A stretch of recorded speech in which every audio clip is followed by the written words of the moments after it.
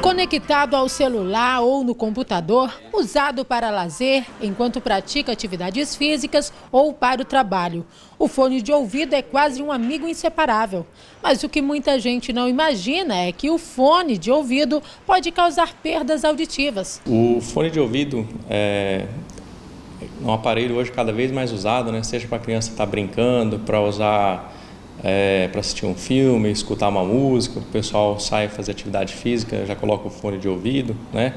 Mas o que ninguém está prestando atenção é que ele causa alguns danos no ouvido, que pode ser irreversível, tá? Isso tudo depende da duração que você está usando o fone de ouvido e também da intensidade que você está colocando o volume no fone. A maioria dos casos são irreversíveis. Estudos mostram que até 82% da população de estudantes utiliza dispositivos que permitem a entrada dos fones. De acordo com o otorrinolaringologista Maurício, se usado da forma correta, ele não apresenta riscos. Tem alguns conselhos, né, que a Organização Mundial da Saúde dá para usar o fone com mais segurança, que é não usar mais do que 1 hora no dia, tá?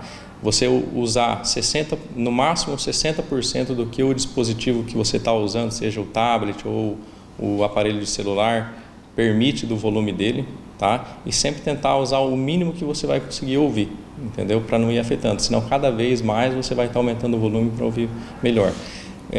Os fones do tipo abafador são melhor porque eles vão fazer com que o ruído externo não compete, né, com o som que você queira ouvir do seu celular. Então, em vez de usar os fones que você coloca dentro do ouvido, dá preferência para os abafadores. Também existem outros fatores de risco para patologias auditivas, como o envelhecimento das estruturas do ouvido interno, doenças cardiovasculares e o diabetes, hábitos como o tabagismo e etilismo, doenças genéticas, infecto-contagiosas, uso de medicações tóxicas ao ouvido interno e infecções crônicas do aparelho auditivo.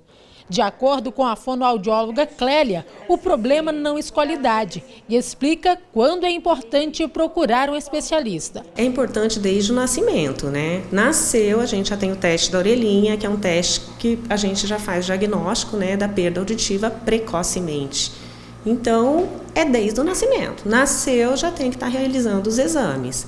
Porém, mais para frente, na idade escolar, e sempre também ficar atenta aos sinais. Se eu chamo a criança e ela não responde, né? Se fez um barulho muito forte, ela não teve nenhuma reação, já precisa procurar, sim, uma orientação de um otorrinolaringologista ou então pedir orientação até para o próprio pediatra, que vai estar fazendo o encaminhamento para os exames, né?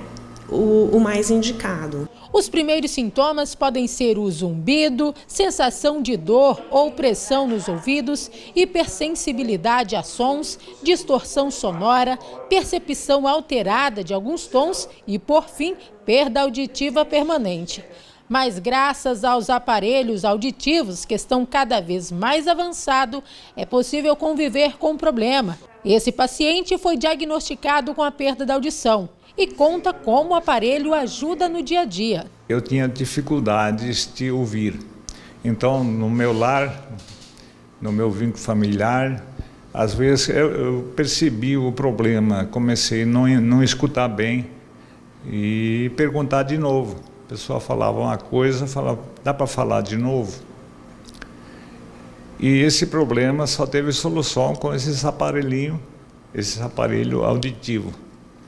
Então acabou esse problema de não ouvir. Então eu estou ouvindo bem agora. Antes de usar o aparelho, o senhor se sentia de alguma forma excluído? Sentia excluído porque no vínculo entre amigos, na família, onde quer que eu estivesse, aliás, eu não entendia. Se a pessoa não entende as coisas, aí a gente ficava estressado, eu me sentia estressado. Como que eu estou no meio de pessoas se eu não estou ouvindo o que elas estão falando, né? Para fazer o diagnóstico, é realizada a audiometria, exame utilizado para avaliar a audição. E é a partir do resultado que o médico pode indicar o tratamento. Hoje em dia a gente tem tecnologias super avançadas que elas reproduzem a orelha humana, a audição humana quase que dentro da normalidade, embora seja um aparato tecnológico, ela vai tentar deixar o mais próximo possível da audição normal.